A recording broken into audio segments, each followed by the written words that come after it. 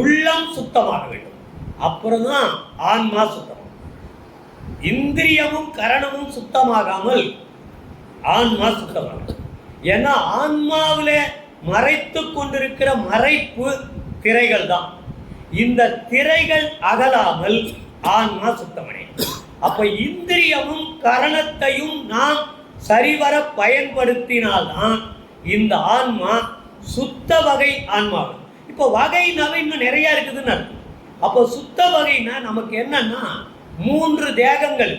நம்ம ஏற்கனவே அசுத்த தேகமாக இருக்கிற தூல தேகம், உள்ளே சூட்சும தேகம், நம்ம ஆன்மா இருக்கிற இடம் காரண தேகம். இந்த 3 தேகத்தையும் வேறொரு 3 தேகமாக மாற்றிக்கொள்ள வேண்டிய நிலைமை நமக்கு ஒவ்வொருவருக்கும் இருக்கு. இந்த தேகத்தை, மனித தேகத்தை எடுத்துக்கொண்ட அத்தனை பேருக்கும் இருக்கு. இது ஏதோ ஒருத்தருக்கு 2 பேருக்கு இல்லை, வள்ளல் பெருமானாருக்கு மாத்திரம் கிடையாது, இந்த உலகத்தில் இருக்கிற அத்தனை பேர். ஏன்னா உலகத்தில் இருக்கிற அத்தனை பேரையும் இந்த உயர்நிலைக்கு ஏற்றுவதற்காக தான் வள்ளல் பெருமானாரையே கடவுள் அனுப்பி வச்சிருக்கிறாருன்னும் பொழுது, இப்போ இதை நம்ம ஒதுக்கி வச்சு இது நம்மளுக்கானது இல்லை அப்படின்னு போறது இல்லை. அப்போ அந்த இடம் தான் நம்ம சிந்திக்க வேண்டிய இடம். அப்போ இந்த ஏற்கனவே இருக்கிற 3 தேகத்தை வேறொரு 3ஆக சுத்தமாக ஆக்கி, ஏற்கனவே இந்த தேகம் அசுத்த தேகமாக இருக்கிறது, கரணம் அசுத்தமாக இருக்கிறது, ஆன்மா அசுத்தமாக இருக்குது. ஏன் அசுத்தமாக இருக்குதுன்னா அந்த ஒளி வெளியே பரவாத வரைக்கும் திரைகள் இருக்கிறதுனால அது அசுத்தமா இருக்கு. அப்போ 3மே அசுத்தமா இருக்கு. இந்த 3ஐயும் சுத்தமாக்கணும். அதுக்கு தான் வாய்ந்திடும் சுத்த வகை உயிர்க்கு. இந்த சுத்த வகை ஆன்மா எப்படி மாறுதுன்னா, இந்த அசுத்த தேகம் தூல தேகம் சுத்த தேகமாக மாறும், சூட்சும தேகம் பிரணவ தேகமாக மாறும், காரண தேகம் ஞான தேகமாக மாறும். அப்போ இந்த சுத்த தேகம், பிரணவ தேகம், ஞான தேகம் என்ற 3 வகை நிலை இருந்தாதான் சுத்த வகை ஆன்மானே அதை சொல்ல முடியும். அப்போ சுத்த வகை ஆன்மானா ஏதோ ஒரு வார்த்தையில இது சுத்த ஆன்மா அப்படின்றது இல்லை. அப்போ இது எல்லாம் இந்திரியத்தை சுத்தப்படுத்தி கரணத்தை சுத்தப்படுத்தினால் ஆன்மா சுத்தமாகும். அதனால்தான் இந்த இந்திரிய கரண சுத்தி செய்து ஆன்மாவை சுத்தி செய்ய வேண்டியதாக இருக்கிறது. இதை இப்படி இதை நம்ம ஆன்மநேய ஒருமைப்பாட்டு உரிமையை சன்மார்க்கத்துக்கு வந்திருக்கிறோம். ஆன்மநேய ஒருமைப்பாட்டு உரிமையை நம்முடைய முக்கியமான கொள்கையாக எடுத்துக்கணும். இதுல ஒரு விண்ணப்பம், சத்திய சிறு விண்ணப்பம், இது வள்ளல் பெருமான் கைப்பட எழுதின விண்ணப்பம். இதுல சொல்றாரு பாருங்க, சுத்த சன்மார்க்கத்தின் முக்கிய தடைகள் ஆகிய. சுத்த சன்மார்க்கத்துக்கு தடை எதுன்னா சமயங்கள், மதங்கள், மார்க்கங்கள். இது 3 என்பவற்றின் ஆசார சங்கற்ப விகற்பங்கள். இந்த மதம், சமயங்கள், மதங்கள், மார்க்கங்கள் இன்னைக்கு நிறைய இருக்கு. நிறைய மதங்கள் இருக்கு, நிறைய சமயங்கள் இருக்கு, நிறைய மார்க்கங்கள் இருக்கு. இது எல்லாம் எப்படி ஆயிடுச்சுன்னா, கடவுளை குழு குறியாக ஒவ்வொரு மதத்திற்கு, ஒரு சமயத்திற்கு, ஒரு மார்க்கத்திற்கு ஒரு கடவுளை உருவாக்கியிருப்பாங்க. இந்த கடவுள் யாருன்னா பொது கடவுள் இல்லை. இது உலகத்திற்கு எல்லாருக்கும் பொதுவான கடவுளான்னா சொல்ல முடியாது. இது ஒரு குழுவினருக்கான கடவுளாக நாம் உருவாக்கி, ஏன்னா நம்ம உருவாக்கணும் தான். கடவுள் தன்னை பொதுவானவனாக காட்டிக் கொண்டிருக்கிறார். நான் யாருக்கும் வேண்டியவன் வேண்டாதவன் இல்லை. அதனால்தான் கடவுள் பொது. கடவுளுக்கு ஜாதி மதம் சமயம் கிடையாது. அதனால்தான் சாதியும் மதமும் சமயமும் காணா ஆதி அனாதியாம் அருட்பெருஞ்சோதின்ற. அருட்பெருஞ்சோதியை அவர் கண்டதில்லைன்ற. யாரு? இந்த சாதி மதம் சமயம்லாம் அவரே பார்த்ததில்லை. அவர் உருவாக்கி இருந்தாருன்னா அவர் பார்த்துருப்பாரு. இது மனிதன் உருவாக்குறதுனால அவரால் பார்க்க முடியல. அப்போ சுத்த சன்மார்க்கம் அப்படின்னாலே முக்கியமான தடையே சமயங்கள், மதங்கள், மார்க்கங்கள். இது இருக்கும். இந்த சமயங்களை நம்ம ஒழிக்கிறது நம்முடைய நோக்கம் இல்லை. வள்ளல் பெருமானாருடைய நோக்கம் அது கிடையாது. மதங்கள் இல்லாத போகணும்னு அவருடைய நோக்கம் கிடையாது, மார்க்கங்கள் இல்லாத போகணும்னு அவருடைய நோக்கம் இல்லை. ஆனால் என்பவற்றின் ஆசார சங்கற்ப விகற்பங்கள். ஆசாரம்னா அதை கடைபிடிக்கிறது. ஒரு சமயத்தில் இருந்தோம்னு வச்சுக்க, அதுக்கான சில வழிமுறைகளை நம்ம கடைபிடிச்சுக்கணும். மதத்தில் இருந்தால் சில வழிமுறைகளை கடைபிடிச்சுக்கணும். இந்த மதம்லாம் ஒரு பக்கம் இருக்கட்டும், சமயம் இருக்கட்டும், மார்க்கம், அதை அடிப்படையாக வைத்துக்கொண்டு நீங்கள் ஒரு கடைபிடிக்கிறீங்கல்ல ஒரு ஆச்சாரம், இது இருந்தாதான் சைவம்னு தெரியுது, இது இருந்தாதான் வைணவம்னு தெரியுது, இது இருந்தாதான் சாத்தம்னு தெரியுது, இது இருந்தாதான் கௌமாரம்னு தெரியுது, இது இருந்தாதான் கானபத்தியம்னு தெரியுது, இது இருந்தாதான் சௌரவம்னு தெரியுது அப்படின்னு நம்ம கடைபிடிக்கிற ஒரு முறை இருக்குல்ல, அதுல சங்கற்பமோ விகற்பமோ வச்சுக்காதீங்க. அதுல ஒரு பெரிய விருப்பத்தையும் வச்சுக்காதீங்க. அதை ரொம்ப மோசம் அப்படின்னு அதை இகழவும் வேண்டியதில்லை. சங்கற்பமோ விகற்பமோ வச்சுக்க வேண்டியது. விகற்பம்னா அதை வேறுபடுத்தி பார்ப்பது, சங்கற்பம்னா அதுதான் அப்படின்னு வெறியோட பார்க்கறது. நமக்கு அதில் வெறியும் வேண்டியதில்லை, வெறுப்பும் வேண்டியதில்லை. அப்போ இந்த இடத்துல வள்ளல் பெருமான் சமயத்துக்கு விரோதி கிடையாது, மதத்துக்கு விரோதி கிடையாது, சமயங்களுக்கு விரோதி. நீங்க அதுல இருந்து அவரு கொஞ்சம் ஷேப் பண்ணி நம்ம ஒரு பக்கம் போய்கிட்டு இருக்கோம், ஐயா இந்த பக்கம் போனீங்கன்னா கடவுளை அடைய முடியாது, கொஞ்சம் இப்படி வாங்க அப்படின்னு சரியான திசையை நமக்கு காட்டுறது. அந்த தடுத்து ஆட்கொள்ளுவதுன்னு சொல்ற முறைதான். தடுத்து ஆட்கொண்டு சரியான பாதையை காட்டுவது தான் வள்ளல் பெருமானாருடைய நோக்கமே தவிர இது எதையும் வேணான்றது கிடையாது. இதை ஒரு பக்கம் இருக்கும், சாதியா இருக்கும், மதம் இருக்கும், சமயம் இருக்கும். இதுல நம்முடைய பங்கு என்ன? இதுல நம்ம விகற்பமும் சங்கற்பமும் விகற்பமும் இல்லாத இருந்தாவே போதுமானது. அப்ப நீங்க சாதியை எதிர்த்து கோஷம் போட வேண்டியதில்லை, மதத்தை எதிர்த்து கோஷம் போட வேண்டியதில்லை. அது பாட்டுக்கு இருக்கட்டும், அதை பின்பற்றுவர்கள் பின்பற்றட்டும். அவங்களுக்கு நீங்க அறிவு கொளுத்த வேண்டிய பணியை நம்ம செய்யணும். அறிவு கொளுத்துதல் தான் இதுல முக்கியம். அதனால்தான் வள்ளல் பெருமான் அறிவுக்கு முக்கியத்துவம் தருவார். ஞானம் மீதி அதெல்லாம் வேறு எதனாலையும் யாரையும் திருத்தி விட முடியாது. ஞானம் ஏற்பட்டு விட்டால் நம்ம யார் தடுத்தாலும் அவர் திருந்தாத விட மாட்டார், அவர் திருந்திருவார். அப்ப அவருக்கு சொல்ல வேண்டியதெல்லாம் ஞான கருத்துக்களை நம்ம சொல்லிடணும். அதனால்தான் வள்ளல் பெருமான் அந்த காலத்துல 200 வருஷத்துக்கு முன்னாடி ஒரு நேரத்துல இதெல்லாம் சொல்றதுக்கே ஒரு பெரிய கட்ஸ் வேணும். நீங்க இதெல்லாம் அவ்வளவு பெரிய சாதாரணமா சொல்ல முடியாது. அந்த நேரத்தில் தான் இந்த வள்ளல் பெருமான் சொல்ற. ஏன் சொல்றாரு? அவங்கள பண்படுத்துறதுக்காக சொல்றாரு. இதெல்லாம் போய் நீங்க காலம் போதாது, நமக்கு காலத்தை வீணாக்கிடாதீங்கன்றதுக்காக தான் என்பவற்றின் ஆசார சங்கற்ப வருணம், அப்புறம் வருணம் ஆசிரமம் முதலிய உலகாச்சார சங்கற்ப விகற்பங்களும். இந்த வருணம், இந்த கலர் இருக்குதே, நீங்க பாத்தீங்கன்னா வெளிநாட்டில் இருக்கிறவங்களுக்குலாம் கலர் தான், கருப்பர், வெள்ளையர், சிகப்பு அப்படின்னு கலரை வச்சு தான் அவங்க இனத்தையே பிரிப்பாங்க.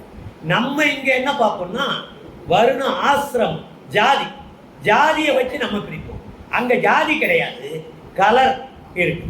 அப்போ இந்த இனம், வருணம், ஆசிரமம் முதலிய இந்த வருணம்ன்றது நம்ம ஜாதியையும் போயிடும். நம்ம அந்த காலத்தெல்லாம் கேட்டிங்கன்னா என்ன வரணும்னு கேட்பாங்க, வரும்போதே கேட்கும்போதே என்ன வரணும். இப்போதான் நம்ம யாரும் கேட்டுக்கிறது இல்லை.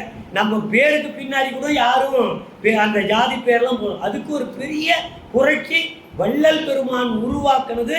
அது தொடர்ந்து வந்த காரணத்தினால் இன்னைக்கு அது நடைமுறைப்படுத்தப்படும். அப்போ முக்கிய தடை மதங்கள், சமயங்கள், மதங்கள், மார்க்கங்கள் என்பவற்றில் ஆசார சங்கற்ப விகற்பம் கூடாது. வெறியோ விகற்பமாக இருக்கிற வெறுப்போ கூடாது. அதே போன்று வருணம், ஆசிரமம் முதலிய உலகாச்சாரம், இது உலகம் முழுக்க கொண்டாடப்படக்கூடிய ஒரு முறை. அதுல சங்கற்ப விகற்பங்கள் எங்கள் மனத்தில் பற்றாவன். இப்ப நம்ம கிட்ட கடவுள்கிட்ட என்ன வேண்டணும்னா, கடவுள்கிட்ட வேண்டதுதான் இந்த விண்ணப்பமே. கடவுள்கிட்ட இப்படி வருணம், ஆசிரமம் முதலிய உலகாச்சார சங்கற்ப விகற்பங்களும் எங்கள் மனதில் பற்றாவண்ணம் அருள் செய்தல் வேண்டும். ஐயா, எனக்கு அருள் நீ என்ன கொடுக்கணும்னா, எனக்கு இந்த சாதி, மதம், சமயம், ஜாதி, ஆசிரமம், வருணம் இதுல எல்லாம் சங்கற்பமோ விகற்பமோ நான் வைக்காத அளவிற்கு என்னை மனதை பக்குவப்படுத்திக்கணும். அப்ப என்னுடைய மனதில இது பற்றாத வண்ணம், இதை பற்றிய சிந்தனையே எனக்கு மனசுல வரக்கூடாது அப்படின்னு கடவுள்கிட்ட வேண்டணும். இந்த வேண்டுதல் எந்த மத மார்க்கத்தில் இருக்கிறது? எல்லா மதமும் மார்க்கங்களும் சாதியையும் மதத்தையும் வளர்த்து கொண்டிருப்பது தான் நம்ம பார்த்துட்டு இருக்கோம். அப்போ இதற்கு மாற்றாக வள்ளல் பெருமான் ஒரு 200 வருஷத்துக்கு முன்னாடி ஒரு அமைப்பை உருவாக்கி இருக்கிறார்னா நினைச்சு பாருங்க, ஆச்சரியமா இந்த இந்த குறிக்கோளோடு உலகத்துல எந்த மார்க்கமும் உருவாக்கப்படல, ஒரு மார்க்கமும் உருவாக்கப்பட்டதே இல்லை. இதெல்லாம் ஒழியணும், சாதி மதம் இதுல எனக்கு சிந்தனை போகக்கூடாது, எனக்கு இந்த வருணம் ஆசிரமத்தில் எனக்கு சிந்தனை போகக்கூடாது, எனக்கு அதுக்கு அருள் கொடு அப்படின்னு கடவுள்கிட்ட வேண்டுதல் என்பது எவ்வளவு பெரிய அதுதான் அருள் செய்த வேண்டும். சுத்த சன்மார்க்கத்தின் முக்கிய லட்சியமாகிய சுத்த சன்மார்க்கத்தினுடைய முக்கிய லட்சியமே எதுன்னா ஆன்மநேய ஒருமைப்பாட்டு உரிமை. இதுதான் நம்முடைய லட்சியமாகவே இருக்கும். இந்த ஆன்மநேய ஒருமைப்பாட்டு உரிமை என்பதுதான் எல்லா உயிரும் ஒண்ணுதான், எல்லா உயிருக்குள்ளும் அந்த ஒரே இறைவன் தான் இருக்கிறான் அப்படின்ற உணர்வோடு இருக்கிற அந்த ஃபீலிங், அதுக்கு பேர் தான் ஆன்மநேய ஒருமைப்பாட்டு உரிமை.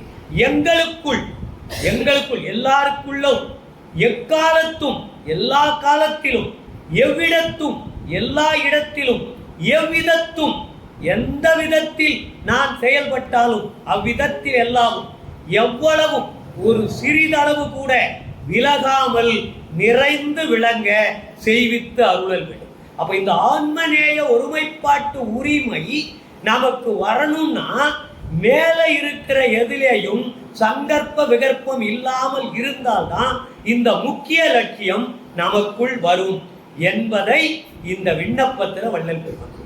நம்ம இந்த விண்ணப்பம் படிக்காத நாளே கிடையாது. நம்ம வழிபாட்டில் இந்த விண்ணப்பத்தை எல்லாம் இது எப்படின்னா அனிச்ச செயலாயிடுச்சு. ஒரு கூட்டம் நடத்துகிறோமா, முதல்ல தமிழ்த்தாய் வாழ்த்து, நிறைவில் தேசிய கீதம் படிக்கிற மாதிரி. அதில் என்ன சொல்லி இருக்குதுன்னா இது அனிச்சை செயலாயிடுச்சு. நம்ம அறியாமல் தமிழ்த்தாய் வாழ்த்து வாயிலிருந்து வந்துடும், நம்ம அறியாமல் ஜனகணமனன்னு வாயிலிருந்து வந்துடும். ஆனால் அதை புரிந்து கொண்டு நாம் எவ்வளவு பேர் அதில் அதே மாதிரி தான் சுத்த சன்மார்க்கத்தில் இந்த விண்ணப்பம் இருந்து கொண்டே இருக்கிறது, படித்து கொண்டே இருக்கிறோம். இந்த ஆன்மநேய ஒருமை அதனால் தான் வள்ளல் பெருமான் பேருபதேசத்தில் சொல்றாரு, எனக்கு என்னை ஏறா நிலைமிசை ஏற்றுவித்தது தயவுதான். அந்த தயவுக்கு ஒருமை வேண்டும். இப்ப தயவை எப்படி காமிக்கணும்? எல்லார்கிட்டையும் அந்த அன்பு செலுத்தணும், எல்லா உயிரிலும். அந்த தயவுக்கு வரணும்னா ஆன்மநேயம் இருந்தால் தானே அந்த தயவை நம்ம செயல்படுத்த முடியும்.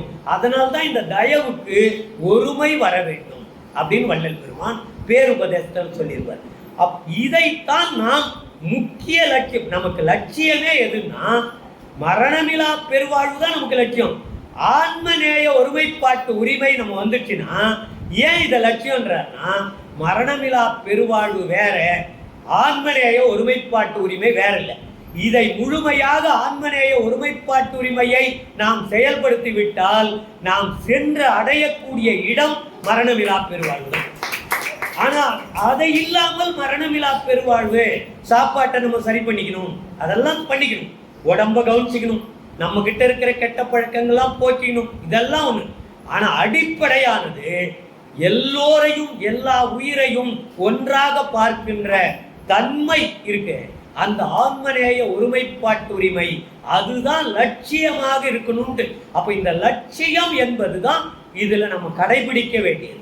அந்த லட்சியத்தை நோக்கி தான் நமக்கு பயணப்பட வேண்டியது. அப்ப நமக்கு இலக்கு எது என்று வள்ளல் பெருமான் தெளிவா குறிப்பிட்டார்.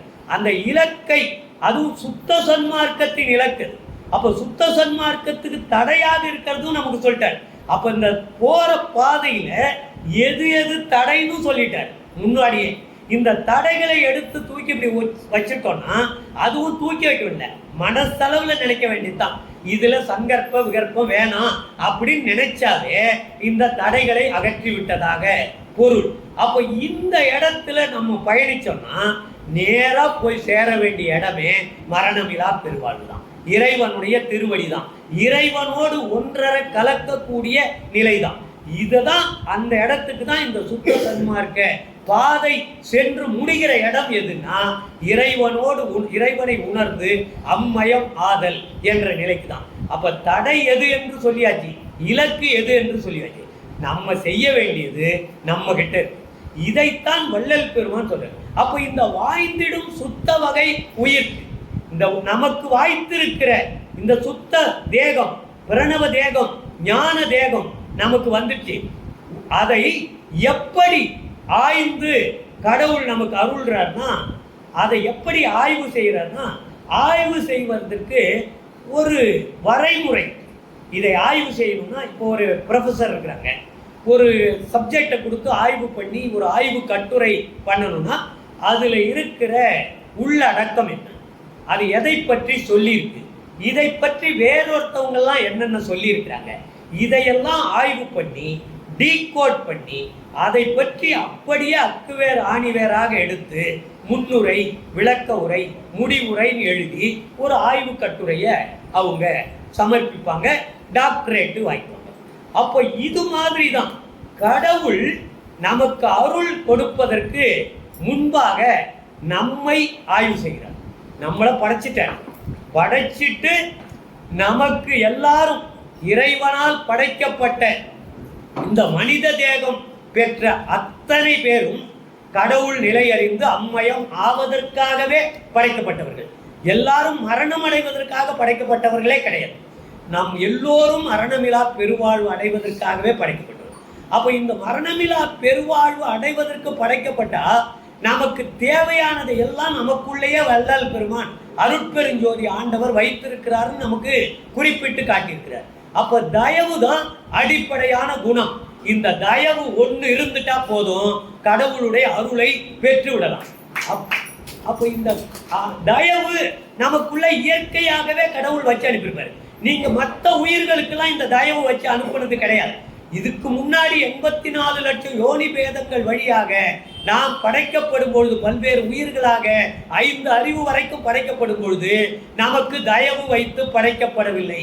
6வது அறிவு மனித தேகம் எடுத்த காரணத்தினால் அந்த தயவு வைத்து படைக்கப்படுகிறது. அதை செயல்படுத்துவது எப்படி என்று மனம், புத்தி, சித்தம், அகங்காரம், இந்த 4ம் நமக்கு மட்டும்தான் வைத்து படைக்கப்பட்டது. இந்த 4 மனம், புத்தி, சித்தம், அகங்காரம் செயல்படுவதற்கான கருவி தயவு.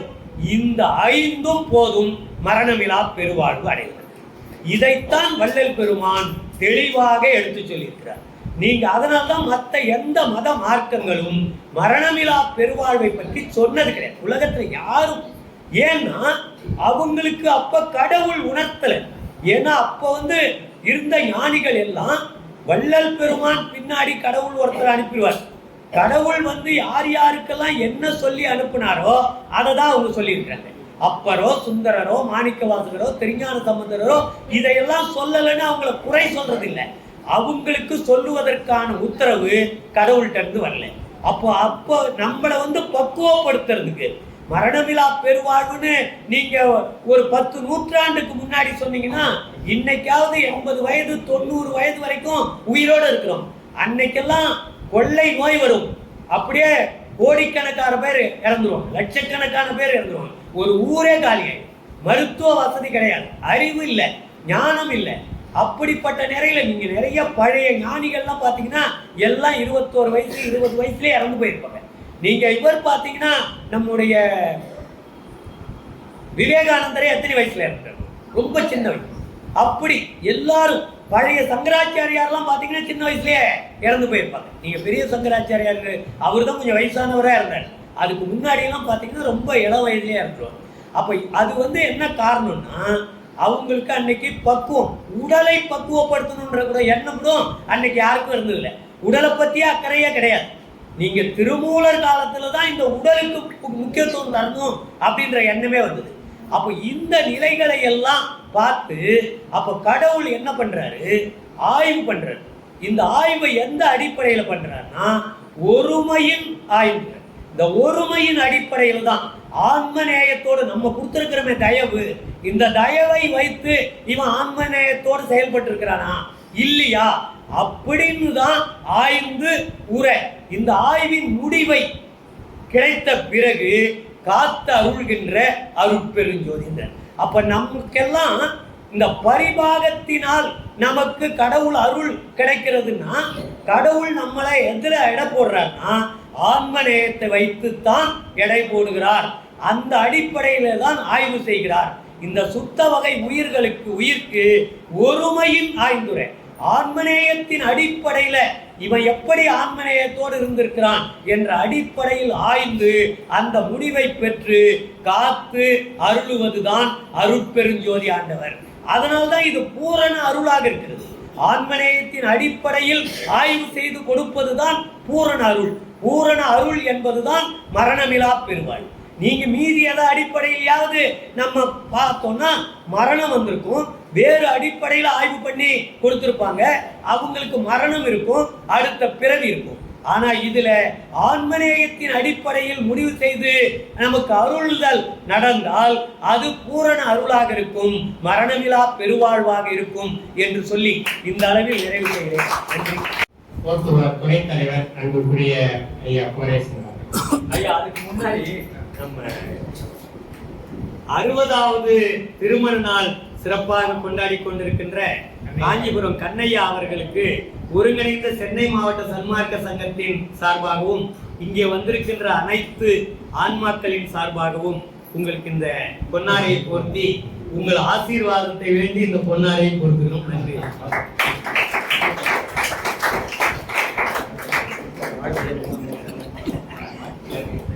இந்த வள்ளலார் தொண்டு அறக்கட்டளையின் சார்பாக அன்புக்குரிய ஐயா இன்றைக்கு சிறப்பு நாயகராக வந்திருக்கக்கூடிய கண்ணையா அவர்களுக்கு சிறப்பு செய்கின்ற வாய்ப்பை ஐயா பொருளாளர் கோலந்தி அவர்களுக்கு அளிக்கிறது.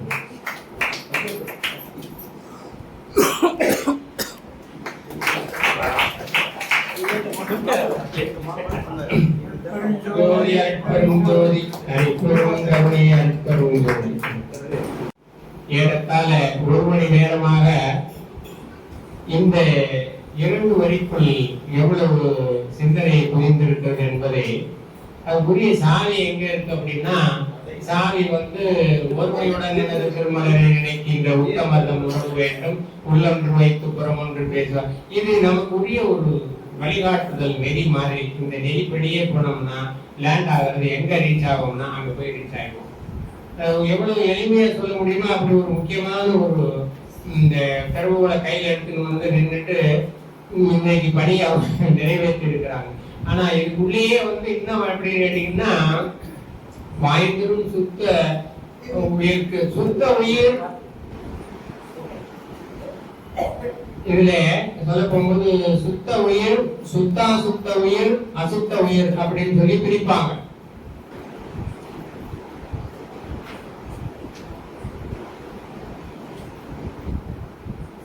எப்படி அப்படின்னு கேட்டீங்கன்னா, இப்ப பொதுவா சொல்ல போகும்போது என்னன்னா, இட்டார் பெரியோர் இடாதார் அப்படின்னு சொல்றது மாதிரி இதுல பக்தி நெறிக்குள்ள வரக்கூடிய ஆன்மாக்களை 3 வகையா பிரிக்கிறாங்க. எப்படி? விஞ்ஞான கலை. அப்படி பிரிக்க போகும்போது 3 மலம் உடையவர்கள், 2 மலம் உடையவர்கள், 1 மலம் உடையவர் அப்படின்னு சொல்லிட்டு. இப்ப ஐயா சொன்னது எப்படின்னு கேட்டீங்கன்னா, இந்த வழிகாட்டுதல் நெறியும் வழியாக போவீர்களே ஆனால் நீங்கள் மலங்களை எல்லாம் கடந்து துரிசுகளை எல்லாம் நீக்கி குறைகள் எல்லாம் நீக்கி நிறைவாக சேருவீங்க. அந்த பாதையை தான் அவங்க போட்டு காமிச்சிருக்கிறாங்க. மலமற்ற இல்ல, அது சுத்த உயிருக்கு அப்படின்னு சொல்ல போகும்போது அப்படித்தானே வாயுந்திரம் சுத்த வாயு இருக்கு. சுத்த வாயு உயிருக்கு. சுத்த உயிருக்குன்னா நீங்க இப்ப என்ன சொல்லணும்னா, ஆணவம் கண்ணும் மாயை 3 போயிடுத்து அப்படின்ற ஒரு எடுத்துக்காட்டுக்கு சொல்வதுன்றது வேற. குறைஞ்சபட்சம் கண்ணும் மாயை மட்டுமாவது போகணும். அதுதான் விஞ்ஞான. ஆமா, இது 2 போயிடுச்சுன்னா உங்களுக்கு எப்படின்னு கேட்டீங்கன்னா, ஆன்மாவோட கேட் ஓபன் ஆகி நீங்க அவங்ககிட்ட பேசிக்கிட்டு இருக்கிறதுக்கு ஒரு வாய்ப்பு கிடைச்சிருக்கு அப்படின்னு அர்த்தம். திருப்பி சொல்லணும்னா, கண்மம் மாயை இது 2 போயிடணும். ஆணவம் கண்மம் மாயை இது 3 இல்ல, 2 போயிடணும். 2 போயிடுச்சுன்னா 1 இருக்குமானா இருக்கும், அவ்வளவு சீக்கிரம் போகாது. அது எப்ப போகும் அப்படின்றத பின்னாடி சொல்லுவாங்க. இந்த 3 வகையா தான் 10 நெறிக்குள்ள வரக்கூடியவங்களை, வழிபாடு செய்யக்கூடியவங்களை பிரிக்கிறாங்க. இந்த 3 நெறிக்குள்ள இப்போ சகலரா இருக்கிறவர் வந்து எப்போ நான் இருக்கிற மாதிரியே, எப்போ இருக்கிற மாதிரியே சாப்பிடுவேன், எப்பவுமே இருக்கிற மாதிரி இருப்பேன்னா நீங்க இதுக்குள்ள வரல. அதுதான் வந்து ஐயா என்ன சொல்லுவோம்னா, நீங்க உடம்பு பார்த்துக்கணும். சுத்த தேகம், பிரணவ தேகம், ஞான தேகம், இதெல்லாம் எப்படி முதற்கூடுது அப்படின்னு இதெல்லாம் வந்துருச்சு அப்படின்னு சொல்லி சொன்னா நீங்க எங்க பிரளயாளராக இருக்கிறீங்களா, விஞ்ஞானகலராக இருக்கிறீங்களா அப்படின்ற மாதிரி ஒரு நிலைப்பாட்டுக்கு வருவதற்குரிய சாத்தியம் இருக்கிறது அப்படின்னு சொல்லிட்டு அதனால. ஆனா என்னன்னு கேட்டீங்கன்னா, ஒரு துரிசு அல்லது ஒரு மதமாக இருப்பது என்பது அவ்வளவு சீக்கிரம் வந்து போவாது. அது எப்ப போவோம் அப்படின்றத பத்தி இப்ப நான் வந்து பேசுவதற்குள்ள தலைப்புக்குள்ள நம்ம போகல. அவங்க சொன்னதுல சிறப்பா எடுத்துக்கொள்ள வேண்டியதுன்னா, நீங்க ஒருமையோடு இருங்க அப்படின்ற மாதிரி சொல்லிக்கணும். வெறுமனே சடங்காக சம்பிரதாயமாக இருக்க வேண்டாம் என்பதை, வழிபாடுன்னு சொன்னா ஏதோ சடங்கு சம்பிரதாயம் அப்படி மாதிரி இதை 2 கற்பூரத்தை ஏற்றி இப்படி காமிக்கிறது மட்டும் அல்ல. ஈசனுக்கு அன்பு செலுத்துவதற்காக அது புறத்தை செய்யப்படுவதாக இருக்கலாம். ஆனால் எவ்வுயிருக்கு அன்பு செய்வது எனும் போது நீங்கள் இன்னொரு உயிரை அன்போடு பார்த்து பழகிக் கொள்ளுங்கள் என்பதையும் இங்கே சுட்டி காண்பித்தார்கள். ஏன்னு கேட்டீங்கன்னா, ஈசன்பால் அன்பு என்பது ஒரு நிலை, எவ்வுயிருக்கும் அன்பு என்பது ஒரு நிலை. ஐயா கொண்டு வந்து கேட்ட இடம் வந்து என்னன்னா, எவ்வுயிருக்கும் அன்பு. எத்துணையும் பேதமுறாது எவ்வுயிரும் தம்முயிர் போல் எண்ணி உள்ளே ஒத்துரிமையை உடையவராய் நோக்கின்றார் யாவர் அவர் உடம்தான் சுத்த சித்துருவாய் எம்பெருமான் நடம்புரியும் இடமென நான் தெரிந்தேன். அந்த உத்தமத்தம் சரி, அங்கேயும் உத்தமன்ற வார்த்தை வந்துருச்சு. இந்த முதல் பாடலையும் உத்தமன்றது வந்துருச்சு. அதே மாதிரி அகவல் வரியில கடைசியில சொல்ல போகும்போது எப்படி பிடிப்பாங்க அதுல வந்துட்டு, உத்தமர் ஆகுக ஓங்குக என்றனை. இதுக்குரிய பாதை தான். என்ன உத்தமர்னா வேற எங்கோ மலையில ஏறிட்டு ஏதோ சாதிக்கிறது எல்லாம் ஒண்ணும் கிடையாது. என்னை அடுத்தார் சுகம் வாய்த்திட வேண்டும். என் பக்கத்துல இருக்கிறவங்கள அவங்க நல்லா இருக்கணும். பெருசா அள்ளி கொடுக்கணும்னு இல்லை, நல்லா இருக்கீங்களா, உங்களோட பார்வையிலாவது உங்களுக்கு ஒரு கனிவு இருக்குமே. ஆனால் சரி, நீங்க இப்ப நீங்க சொல்ல போகும்போதே என்ன சொல்லுவாங்க, இந்த வழிபாடு நம்ம ஜோதி பாட்டு சொல்ல போகும்போது எல்லா உயிர்களும் பின்பற்றுவாங்க. அருமை இல்லைங்களா? சொல்லிட்டு ஜோதி பாட்டு எல்லாம் சொல்லிட்டு எல்லா உயிர்களும் பின்பற்றுவாங்க. வெறுமனே மனுஷால் மட்டும் சொல்லல, எல்லா உயிர்களும் பின்பற்றுவாங்க. வெறுமனே நாம மட்டும் சொல்லத்துக்கு வரல. இது ஒரு அற்புதமாக அமைந்த ஒரு நிலைப்பாடு. நீங்க அவ்வளவு தூரத்துக்கு போகும்போது ஆன்மீக ஒருமைப்பாட்டுக்கு வர்றீங்க அப்படின்னு அர்த்தம். இதுக்கு உண்மையிலேயே வந்து இறைவனை நீங்க உணர்ந்து போகிற அந்த படிக்கட்டு நிலை என்ன என்பதைத்தான் வந்து ஐயா அவங்க அப்படி சொல்லிட்டு இருந்தாங்க. மதமான பிரியாது இருக்க வேண்டும், மரபு பெண்ணாசை, இதெல்லாம் ஒன்னொன்னா கலட்டி விட்டுட்டே வந்தீங்கன்னா தான் நீங்க வந்து அங்க போக முடியும். ஆமா, எப்பவுமே நான் வந்து 21 வயசுல என்ன சாப்பிட ஆரம்பிச்சோன்னா அதே தான் நான் வந்து 61 வயசுலயும் சாப்பிடுவேன் அப்படின்னா அதே அளவுதான் சாப்பிடுவேன், அதே சாப்பாடு தான் சாப்பிடுவேன்னா நம்ம ஒன்னும் அந்த ஆன்மாவை திறக்கக்கூடிய வழியை கண்டுபிடிச்சு அதுக்குள்ள போயிருக்கோமான்னா இல்லை, வராது. முதல்ல குறைஞ்சபட்சம் நமக்கு என்ன வேணும்? சுத்த தேகம். அருமை, சுத்த தேகம் வரணும். உடம்புல நமக்கு பிடி இல்லாம இருந்ததுன்னா நீங்க பாஸ். எங்காவது ஒரு இடத்துல வலிச்சுன்னு வச்சுக்கோங்க, நம்ம எப்படி அகவல் படிக்க முடியாது. இந்த பக்கம் திரும்புவோம், அந்த பக்கம் திரும்புவோம் இல்லையா? அப்ப உடம்பு சரியா வச்சுக்கணும் அப்படின்றதுக்கு ஐயா சொன்னாங்க, இந்திரிய ஒழுக்கம், கரண ஒழுக்கம், அதெல்லாம் இங்கொரு கண்ணும் இங்கொரு கண்ணும் அங்கொரு கண்ணும் அல்லது அங்கொரு கண்ணும் இங்கொரு கண்ணும் ஆலய வழிபாடு இல்லை. நடக்கும் என்பார் நடக்காது, நடக்காது என்பார் நடந்து. அது கையில வச்சிருக்காரு அவர். உங்க நம்ம வேலை என்ன? நம்பணும் இல்லையா? நம்ம நம்பிக்கையோட இருந்து சரியான பாதையில போனோம்னா நிச்சயமா நமக்கு எல்லாம் கிடைக்கும். அதுக்காக வெறுமனே வந்து வரத்துக்கு போற முட்டிய போறத பத்தி சொல்லத்துக்கு வரல. இகபர செவ்வாய்க்கு மணல்வாயே, உங்களுக்கு என்னன்னா வேணும், நல்ல சொக்காயில இருந்து நல்ல செல்ல இருந்து எல்லாம் கிடைக்கும்.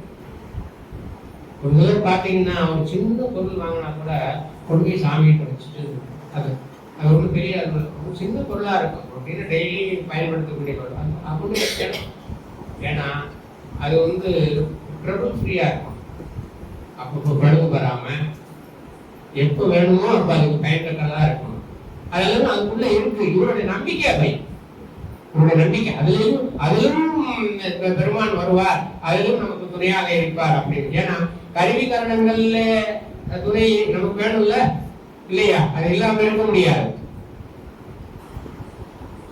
அந்த அளவிலே நான் உண்மையிலேயே மனதை மலர்களால் நிரப்பிக் கொண்டு இருப்போமையானால், மனதை மலர்களால் நிரப்பிக் கொண்டு இருக்குமையானால் நிச்சயமாக ஆன்மாவினுடைய கதவு நிச்சயமாக திறக்கும். ஏன் அப்படின்னு சொல்ல போகும்போது என்ன சொல்லுவாங்க, முதல்ல தத்துவ ரூபம், தத்துவ சுத்தி, தத்துவ ரூபம், தத்துவ தரிசனம், தத்துவ சுத்தி, அப்புறம் ஆன்ம ரூபம், ஆன்ம தரிசனம், ஆன்ம சுத்தி.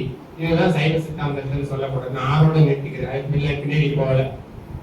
இந்த ஆன்மாவோட கேட் ஓபன் பண்ணதுனால உங்களுக்கு ஆன்ம ரூபம், ஆன்ம தரிசனம் ரெண்டு தெரிஞ்சு, அப்புறம் ஆன்ம சுத்தி. ஆன்ம சுத்தி ஆயிடுச்சுன்னா நீ வந்து சிவன் உங்கள்கிட்ட பேசிட்டு இருக்காரா, பேசிட்டு இருக்கிறவங்கள நான் பார்த்திருக்கேன். ஆமா, நடமான கோயில் நம்பர் கொன்றியது யாரு, அவங்கதான்.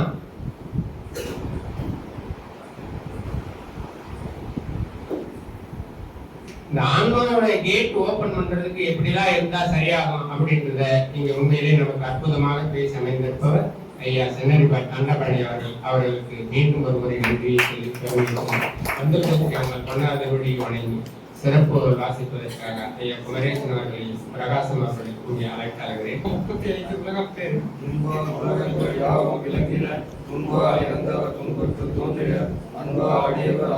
பாடினர் என்பால் அருட்பெரும் ஜோதியார் எதிரே அலங்கடித்து உலகங்கள் வாழவராயினர்.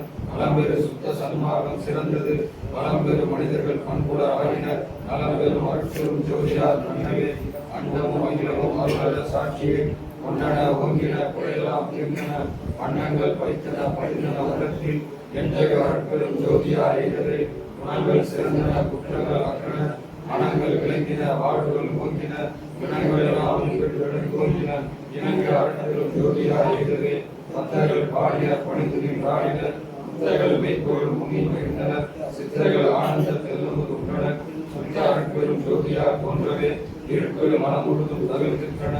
அருட்பெரும் கண்மமும் ஆயையும் நீங்கின, பெருட்பெரும் சித்திகள் சேர்ந்தனின் உள்ளத்து அருட்பெரும் ஜோதியின் அன்பில் கலந்தவே. அருட்பெரும் ஜோதி, அருட்பெரும் ஜோதி, அருட்பெரும் ஜோதி, அருட்பெரும் ஜோதி. அருட்சிவ நேசார் அருட்பெரும் நிலைவான், அருட்சிவபதியாம் அருட்பெரும் ஜோதி. ஆகம குடிமேல் ஆரணம் ஆகமின் துவங்கிய அருட்பெரும் ஜோதி. மிகநிலை பொருளாய் பரநிலை பொருளாய் அகமர பொருந்திய அருட்பெரும் ஜோதி. உடைமணம் கடந்த ஒரு பெரு வெளியில் அரைசிலை ஓங்கும் அருட்பெரும் ஜோதி. ஊக்கமும் உணர்ச்சியும் மனிதரும் ஆக்கமும் அருளிய அருட்பெரும் ஜோதி. ஒன்றென இரண்டென ஒன்றிரண்டென இருபது அன்றென இணங்கிய அருட்பெரும் ஜோதி. வேதாகமங்களின் விளைவுகளுக்கெல்லாம் ஆதாரமாம் சபை அருட்பெரும் ஜோதி. சிற்றவை பொதுவின இயக்குனர் அறிஞர்கள் அச்சபை இடம் கொள்ளும் அருட்பெரும் ஜோதி. ஈரட தாயின் வீரிய பெருந்தயவு ஆண்ட சிற்றவை அருட்பெரும் ஜோதி. சாதியும் மதமும் சபையும் காணா ஆதி அநாதியாம் அருட்பெரும் ஜோதி. என்னையும் பணிகொண்டு இரவா வரவழைத்து அன்னையில் உணர்ந்த அருட்பெரும் ஜோதி. எப்பொருள் மெய்ப்பொருள் என்பதை கண்டோர் அப்பொருளாகிய அருட்பெரும் ஜோதி. இன்புற சித்திகள் எல்லாம் உயிர் என்று அன்புடன் எனத்தொரு அருட்பெரும் ஜோதி. எங்கள் பெருந்துயில் ஏதேது வேண்டினும் அங்கிருந்தொரு அருட்பெரும் ஜோதி. சாதியும் மதமும் சமயமும் பொய்யென ஆதியை உணர்த்திய அருட்பெரும் ஜோதி. வாய்ந்தவர் மீட்டும் வருளின் தந்திரை ஆயுதம் உரைத்த அருட்பெரும் ஜோதி. எச்சம் நினைக்கில்லை எல்லாம் பேரு என்று அச்சம் தவிர்த்த அருட்பெரும் ஜோதி. புத்தி என்பது நிலை முன்பு சாதனம் அத்தகமை என்ற அருட்பெரும் ஜோதி. சிஸ்தி என்பது சேர்ந்த அனுபவம் அருட்பெரும் ஜோதி. அஞ்சேலி என்பது அருட்பெரும் ஜோதி. யசோதையில் கேட்டால் எனக்கு அச்சோடி அருட்பெரும் ஜோதி நிர்மல மாயை வினைகள் நீக்கும் அருள்மிகு தேர்ச்சி அருட்பெரும் ஜோதி சிருஷ்டி தலைவரை சிருஷ்டி அன்னங்களை அருட்கள் கொடுத்த அருட்பெரும் ஜோதி ஆலோசனை தலைவரை காவல் அன்னங்களை ஆவலை அமைத்த அருட்பெரும் ஜோதி அழித்தசி தலைவரை அவல் அன்னங்களை அழுத்தன் அமைத்த அருட்பெரும் ஜோதி வித்தியை ஒன்றாய் விளைவின் பலவாய் அன்னகை அமைத்த அருட்பெரும் ஜோதி தாங்கள் ஒய்யும் தங்கிய உயிர்களை ஆயுட காத்தல் அருட்பெரும் ஜோதி உடலோர் விழியால் உயிர்களை கடாவதை மனமுற காத்தல் அருட்பெரும் ஜோதி சிறுமுதல் பருவ செயல்களின் உயிர்களை அசைவரை காத்தல் அருட்பெரும் ஜோதி உலகும் உயிரையும் அயல்வர காத்தல் அருட்பெரும் ஜோதி ஆன்மீக சத்தியால் மழை ஒளிவித்துமே ஆடர காத்தல் அருட்பெரும் ஜோதி இச்சையை விளைவிக்கும் உயிர்களை அச்சர காத்தல் அருட்பெரும் ஜோதி எத்தகைய உயிர் என்கிற உயிருக்கு அக்கறை அளித்தல் அருட்பெரும் ஜோதி ஆம உழைப்பின் கண்டுள்ளவை ஆமர அடக்கும் அருட்பெரும் ஜோதி ஒன்றில் ஒன்றட ஒன்றில் ஒன்றில ஒன்றர ஒன்றைய ஒன்றிடம் ஒன்றே வீடுகள் எல்லாம் விதியை விளக்க ஆடல் செய்த அருளும் அரும்பெரும் பொருளே எங்கே கருணை இயற்கை உள்ளன அங்கே விளங்கிய அருட்பெரும் சிவமே ஆடையை நீயும் இறங்கி நின்றார்க்கு சீரை அடிக்கும் சிதம்பர சிவமே பொருளாதாரியை இருபொருள் வெளியிட வல்வார் எனக்கு பகர்ந்த நெய் சிவமே அருள்நெறி ஒன்றே தெருளி மற்றெல்லாம் இருநெறி என எனக்கு இயங்கிய சிவமே சுத்த சன்மார்க்க சுடரிடை நரிகளே சத்திய நாட்டிய தனி சிவபதியே இனி பிறவாணி எனக்கு அளித்தருடைய கனிப்பெரும் தலைமை தந்தையே எங்கொரு தீமையும் தடுத்தராகவே தங்கொரும் பகலில் காவல் செய் துணையே உடற்பிடி அனைத்தையும் உயிர்பிடி அனைத்தையும் அடர்மக தவிர்த்த அரசு மருந்தே என்னுடைய அன்பு என்னுடைய வளர்ந்து என்னுடைய இருந்த என்னுடைய அன்பே உயிரால் எடுத்து விரிசலால் அமைக்கினர் வாய்மையால் கருணை மழைமொழி மழையே உள்ளொளி ஓய்கிட உயிர் ஒளி விளங்கிட வெள்ளொளி காட்டிய மெய்யொரு கடலே சபையில துவங்கிட தானமர் எனக்கு அபயம் அளித்து ஒரு அருட்பெரும் ஜோதி சித்திகள் அனைத்தையும் தெரிவித்து எனக்கு சத்திய மனிதனை தயவின் தந்தனை உலகில் உயிரிழக்கும் இடையூறெல்லாம் விலங்கை அடைந்து விளங்குக மகிழ்க சுத்த சன்மார்க்க சுயர்களை பெருக உத்தமன் ஆகுக ஓங்குக என்பனை போற்றினின் பேரருள் போற்றினின் பெருசீர் ஆற்றலின் ஓங்கிய அருட்பெரும் ஜோதி அருட்பெரும் ஜோதி அருட்பெரும் ஜோதி அருட்பெரும் ஜோதி அருட்பெரும் ஜோதி அருட்பெரும் ஜோதி அருட்பெரும் ஜோதி தனிப்பெரும் கருணை அருட்பெரும் ஜோதி எங்குமாய் விளங்கும் சிற்றவேளத்தை இது அது என உரைப்படிதாய் தங்கும் இயற்கை தனி அனுபவத்தை தண்டனை தன்மயமாக்கி பொங்கும் ஆனந்த போக போட்டியனாய் உத்தமதற்கு உடத்தே அங்கையில் கணிப்போர் நமக்கு இந்த அருட்பெரும் ஜோதியின் அரசே அருட்பெரும் ஜோதி அருட்பெரும் ஜோதி தனிப்பெரும் கருணை அருட்பெரும் ஜோதி ஜோதி ஜோதி ஜோதி பரம் ஜோதி ஜோதி ஜோதி அருள் ஜோதி ஜோதி ஜோதி சிவம் ஆம ஜோதி சோம ஜோதி வாழ ஜோதி ஞான ஜோதி மாக ஜோதி யோக ஜோதி வாழ ஜோதி நாக ஜோதி ஏவ ஜோதி யோம ஜோதி ஏழு ஜோதி ஜோதி ஏக ஜோதி ஏக ஜோதி ஏக ஜோதி ஏக ஜோதி ஆதி